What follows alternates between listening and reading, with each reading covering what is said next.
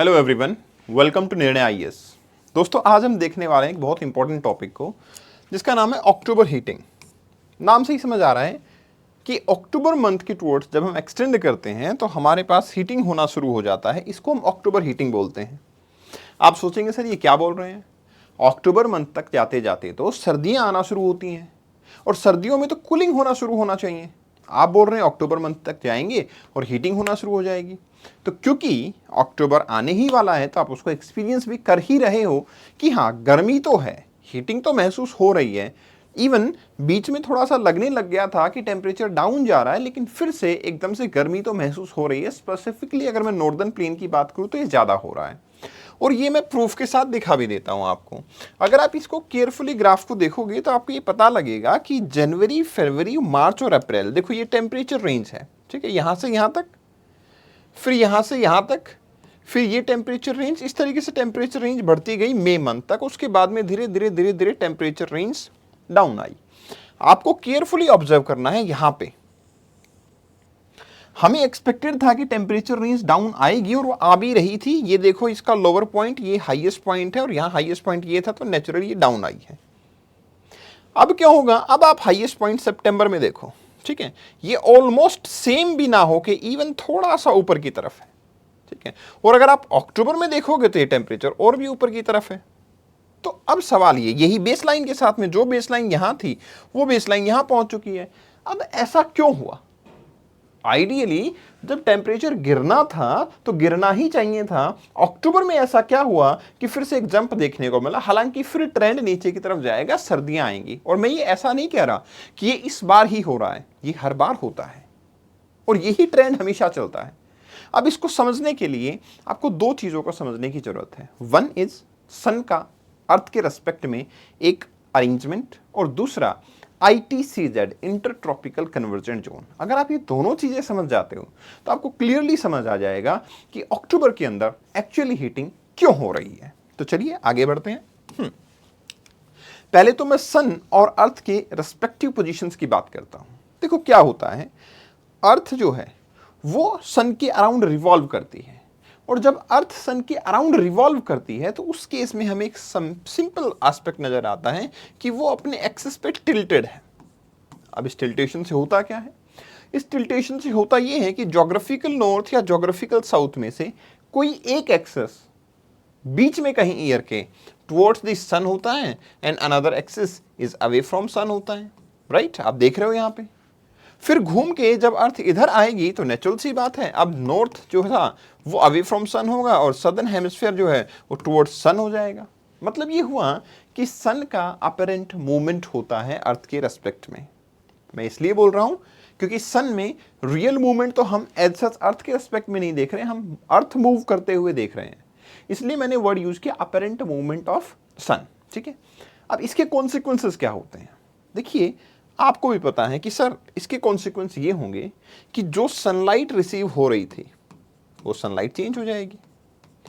जो सनलाइट हमें रिसीव हो रही थी, लेट्स से अभी नॉर्दर्न हेमिस्फीयर में इतने लंबे टाइम से सनलाइट आ रही थी क्योंकि समर में था नॉर्दर्न हेमिस्फीयर, वो सनलाइट बंद हो जाएगी।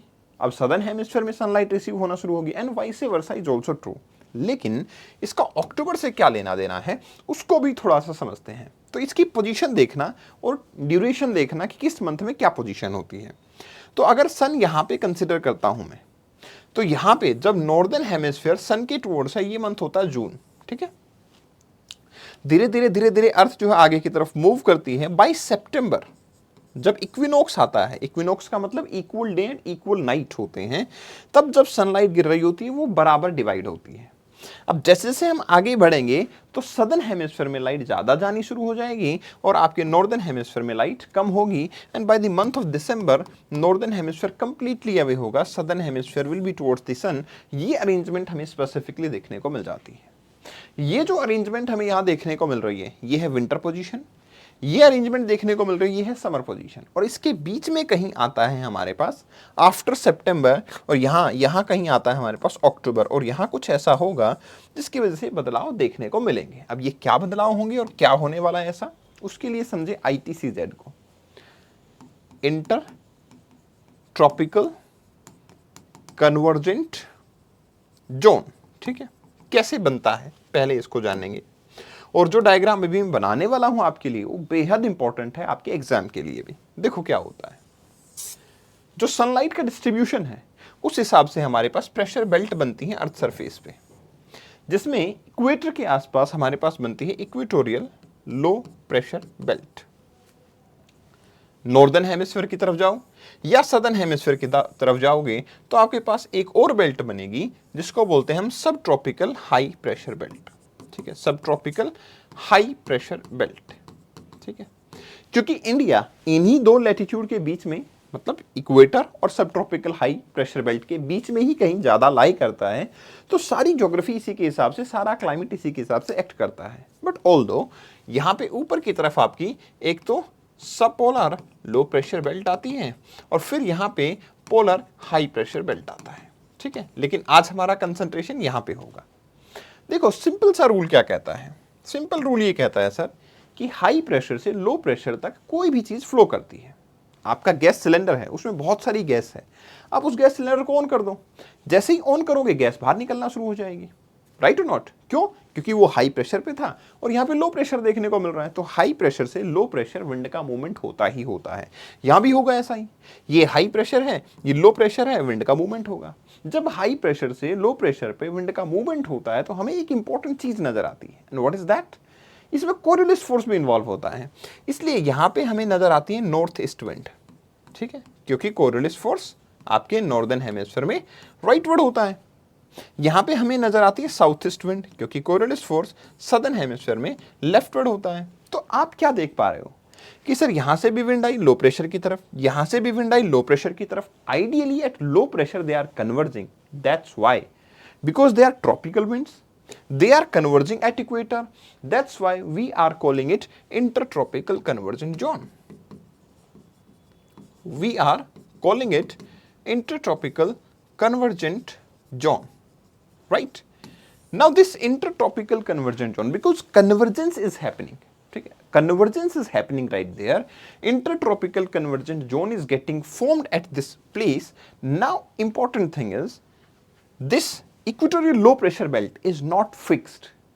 It is not going to be present always at 0 degree. ये हमेशा 0 डिग्री पे नहीं रहने वाली है। क्यों नहीं रहने वाली?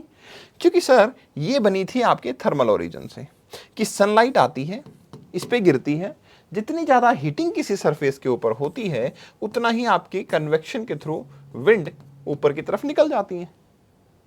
जैसे ही विंड निकलती हैं वैसे यहाँ पे क्या होगा?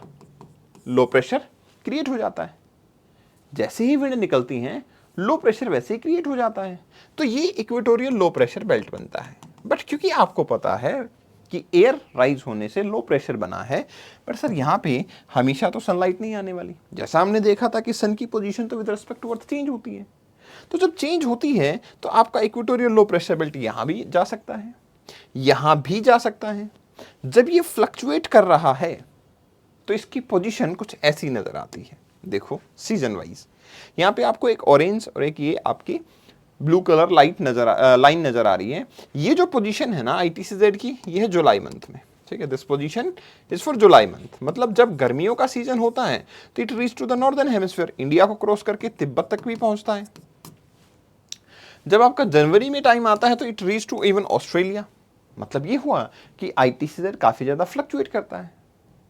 तो अब मैं अगर आपसे पूछूं कि अगर जुलाई मंथ में ITCZ यहां है, ठीक है, जुलाई मंथ में ITCZ यहां है, कहां है? इंडिया के आसपास है, मैं बोलता हूं, ठीक है। मतलब जून जुलाई में इंडिया के पास में है तो इंडिया के अंदर मॉनसून आती है, बारिश होती है, क्लाउड फॉर्मेशन होता है, सब चल रहा होता है। अब क्योंकि दिसंबर मंथ में इसको यहां पहुंचना है जनवरी में, तो आइडियली अब ये धीरे धीरे नॉर्दर्न से सदर्न हेमिस्फीयर की तरफ जाना शुरू होगा।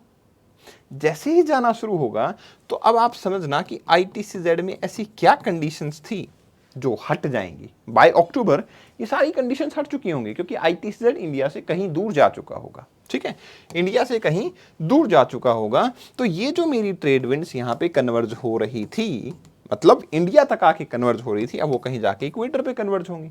तभी तो मैंने बोला कि सितंबर में क्या आता है? इक्विनोक्स आता है। ठीक है, मतलब सितंबर के बाद अक्टूबर तक ये और सदर्न हेमिस्फीयर में चला जाएगा। तो अब मैं बोलूंगा अक्टूबर में नॉर्थ ईस्ट विंड धीरे धीरे प्रिवेल करना शुरू कर देंगे। अब आप ये सोचोगे सर नॉर्थ ईस्ट विंड का मतलब है साइबेरियन विंड, और साइबेरियन विंड का मतलब है और कूलिंग। साइबेरियन विंड्स का मतलब तो होता है और ज़्यादा कूलिंग। तो फिर तो हम अपने कॉन्सेप्ट के ऑपोजिट चले गए।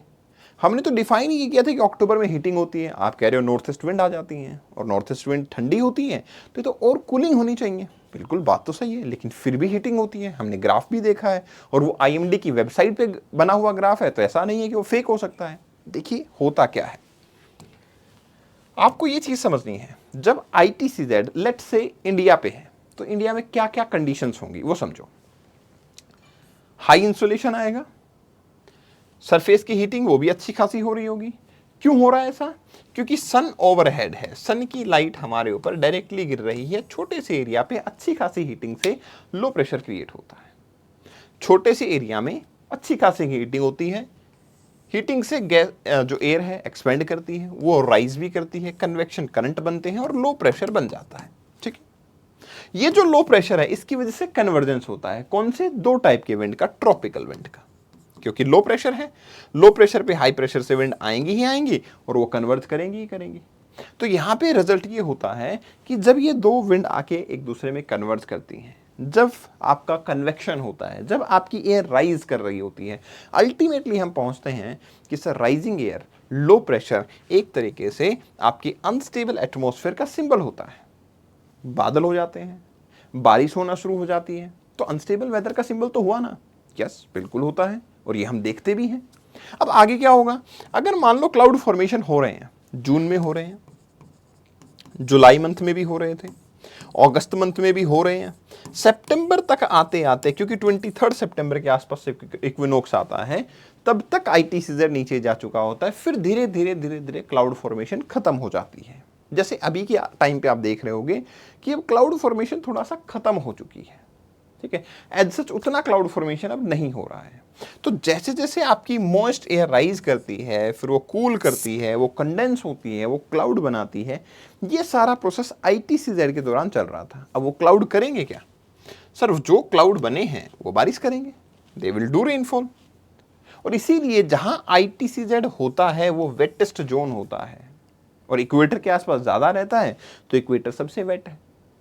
अपने यहाँ पे आता है, जिस मंथ में आता है उस मंथ में बारिश होती है, जब चला जाता है तो फिर से बारिश खत्म हो जाती है।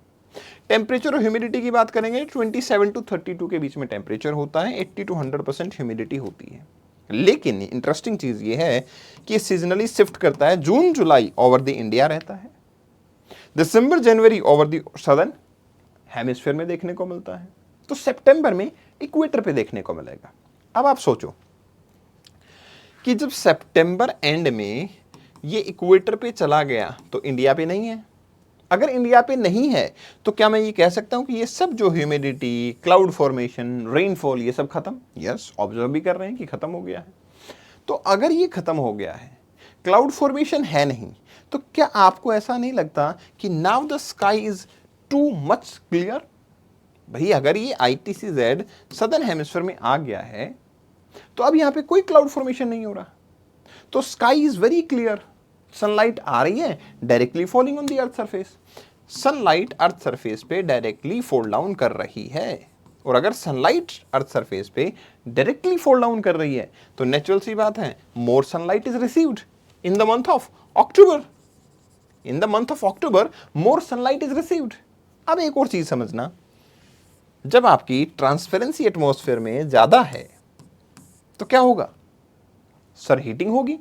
इसलिए अक्टूबर मंथ सितंबर से थोड़ा सा ज्यादा हीटअप हुआ और अगस्त से तो बहुत ही ज्यादा, क्योंकि अगस्त में बारिश भी हो गई थी और क्लाउड भी थे। एक और इंटरेस्टिंग चीज ये है कि फिर ये एकदम से नवंबर में कूलिंग कैसे होती है? तो देखो, नवंबर में भी क्लाउड तो नहीं होंगे, तो उस टाइम भी क्लियर एटमॉस्फेयर होना चाहिए। होना तो चाहिए, लेकिन आपने वो ग्लूकोज की एड देखी है जिसमें सन उस बच्चे के बिल्कुल ओवरहेड होता है, एक पाइप लगाता है और सकिंग करना स्टार्ट कर देता है और डिहाइड्रेशन हो जाता है। तो ये जो प्रॉब्लम है ये तब होती है जब सन की लाइट आपके सरफेस पे डायरेक्टली फॉल डाउन करे। अगर सन की लाइट आपके सरफेस पे डायरेक्टली फॉल डाउन करती है तो वही सनलाइट लेसर एरिया में स्प्रेड हुई, और अगर ये स्लैंटेड एंगल पे आ रही है तो क्या होगा? देखो लाइट उतनी ही है लेकिन लार्जर एरिया पे स्प्रेड हुई, मतलब आपका लाइट का डिस्ट्रीब्यूशन ज्यादा हो जाता है। दूसरा, हमें यह भी पता है कि नवंबर तक जाते जाते sir days become shorter and night becomes longer. मतलब ये हुआ कि सर हीटिंग का टाइम वो कम हो जाता है, कूलिंग का टाइम वो बढ़ जाता है। 12-12 घंटे की बजाय जो कि इक्विनॉक्स पे होता है उसकी बजाय नाइट आर लॉन्गर, तो cooling period is longer and the warming period is shorter. इस वजह से अक्टूबर में हीटिंग होती है क्योंकि स्काई क्लियर हो चुका है, आईटीसीजेड नीचे जा चुका है, सनलाइट ज्यादा आ रही है, क्लाउड फॉर्मेशन हो नहीं रहा है। अब धीरे धीरे धीरे धीरे सन जैसे जैसे अपरेंट मूवमेंट सदर्न हेमिस्फीयर में होगा, एंगल चेंज हो जाएगा, नाइट बड़ी हो जाएंगी, कूलिंग होना शुरू हो जाएगी, वार्मिंग खत्म हो जाएगा या कम हो जाएगा, इसलिए फिर टेम्परेचर में कुछ बदलाव देखने को मिल जाएंगे। This is the concept which is named as October heating. I hope you understood this. Thank you very much. मिलते हैं नेक्स्ट सेशन में। Take care, bye bye.